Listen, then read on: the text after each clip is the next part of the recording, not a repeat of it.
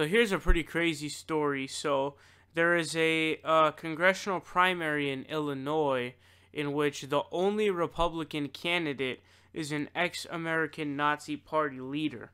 So let's read into this. Here's what it says. It says, a known Holocaust denier and former Nazi leader is the only Republican running for the GOP nomination for Illinois' 33rd Congressional District.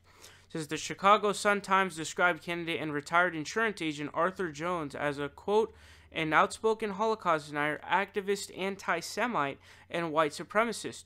He admitted to the newspaper that he was a former leader of the American Nazi Party and that his current group, America First Committee, bars Jewish people from joining. Jones's campaign website includes a section titled Holocaust in quotations and question mark that features photocopied pages for typewritten flyers that describe, quote, the Holocaust racket as, quote, the biggest, blackest lie in history.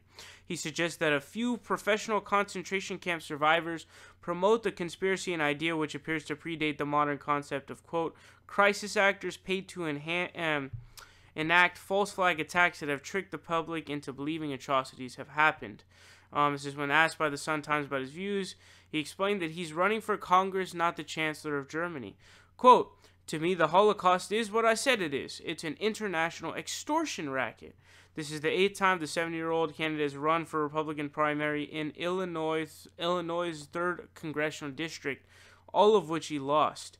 So here's basically what's happened. So essentially, he's ran, as they said, he's ran 8 times, but lost every time in the primary.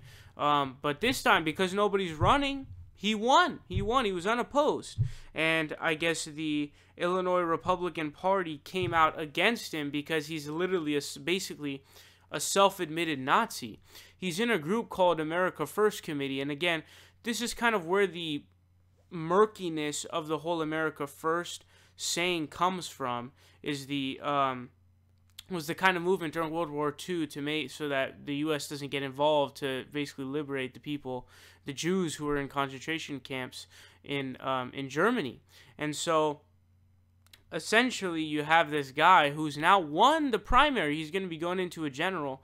I'm praying to God that he loses because he, you know, as I said, he's a, quote, active anti-Semite. He's an activist anti-Semite. And he's somebody who was literally the leader of the former American Nazi Party.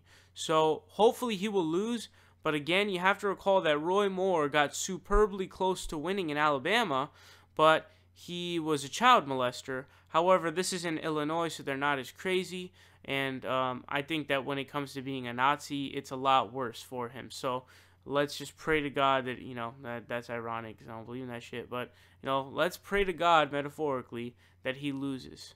Support independent progressive media by leaving a subscription down below, leave a like and share the video, help us out on Patreon, or you can donate in other ways. Links are in the description down below. We are fighting Trump tooth and nail, and we will continue to do so with your help.